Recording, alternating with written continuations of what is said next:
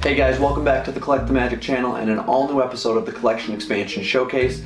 Got some really cool stuff to show you today. This show is all about what I find at flea markets, garage sales, thrift shops, and a whole bunch more stuff. Got some cool stuff to show you today. If you haven't watched the first couple episodes, go back and watch that. Well, just the first episode. I haven't only done one other one, but go watch that episode and so you can see some other great stuff that I found.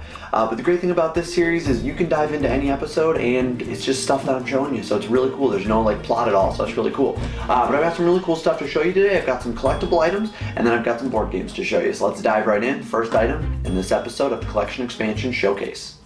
As I've mentioned in the last episode, a lot of restaurant chains in the 80s and 90s did collector glasses, and one of them that did collector glasses was McDonald's. They did quite a few of them, and in 1996, Walt Disney World celebrated its 25th anniversary.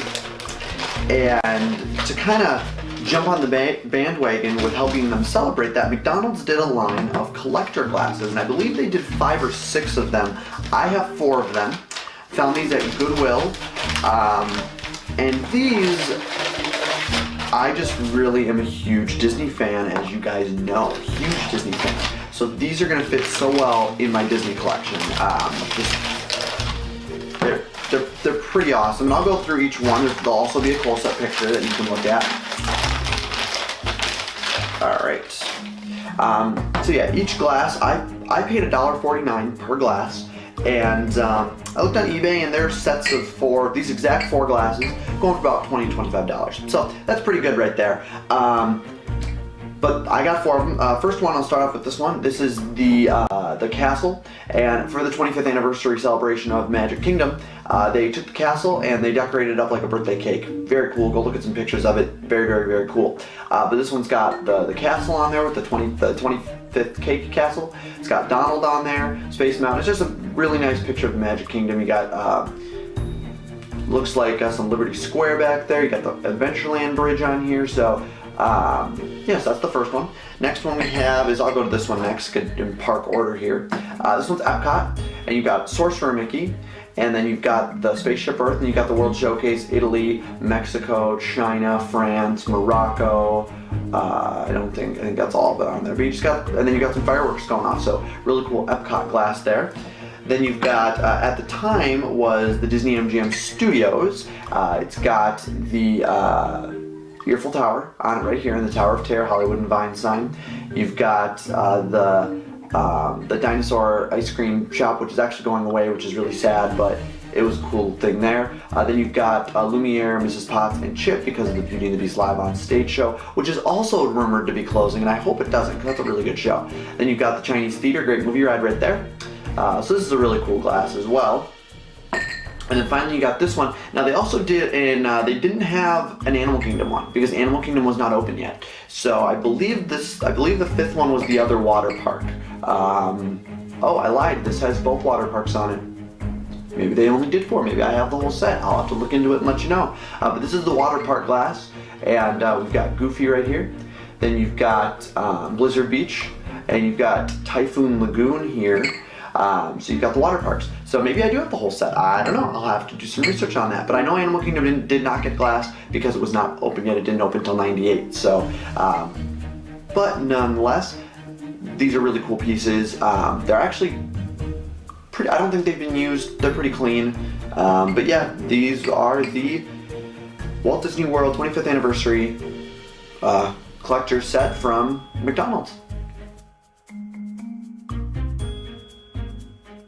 Next up, I've got some board games to show you. I got 3 of them today to show you. And the first one is a Nickelodeon game.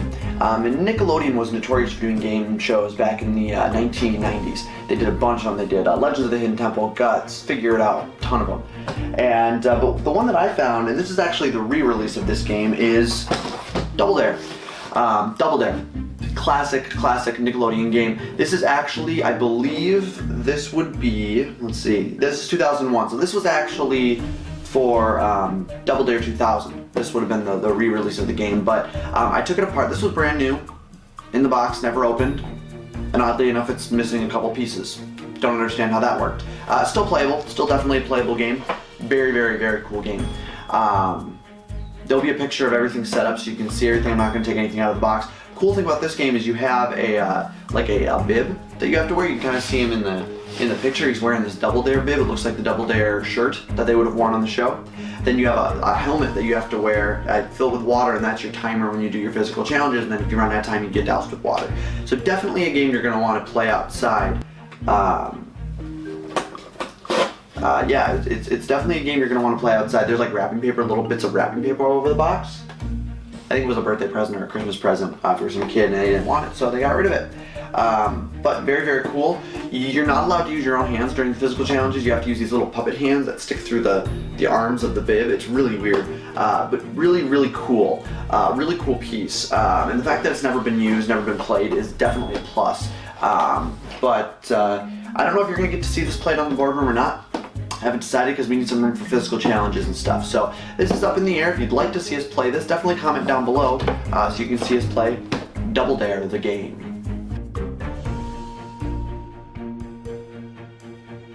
In the 1990s, there were a ton of three-dimensional board games, and I'm a huge fan of three-dimensional board games. I think they are amazing. And one of the shows and book series that I was a huge fan of in the 1990s was R.L. Stine's Goosebumps. And if you lived under a rock in the 1990s and you don't know what Goosebumps is, or you just weren't around, don't worry because it's coming back. There's going to be a movie starring Jack Black coming out later this year. I can't wait for that movie.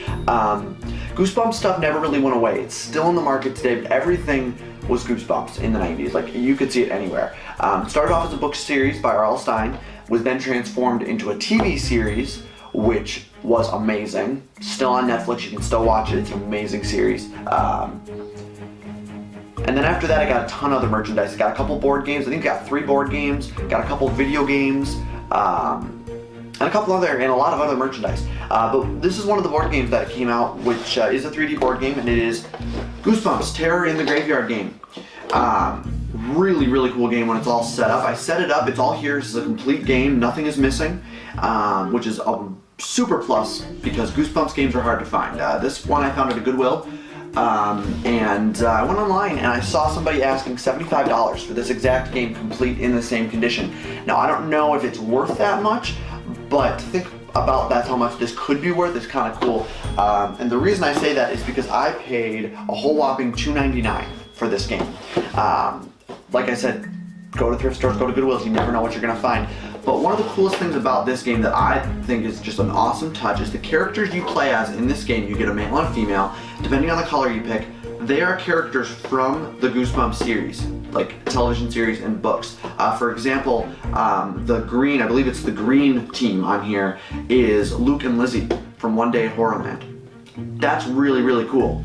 The fact that it was complete and all the three-dimensional pieces are there is just a plus. With a lot of three-dimensional games, you see a lot of pieces missing with either playing pieces, the backdrops are missing, but this game, everything was there. Even the little skull piece that's hard to find was there. So we are going to play this on the boardroom. I'm going to make sure we play this on the boardroom because it's really, really awesome. Yeah, just a really awesome 3D board game, Goosebumps, Terror in the Graveyard game.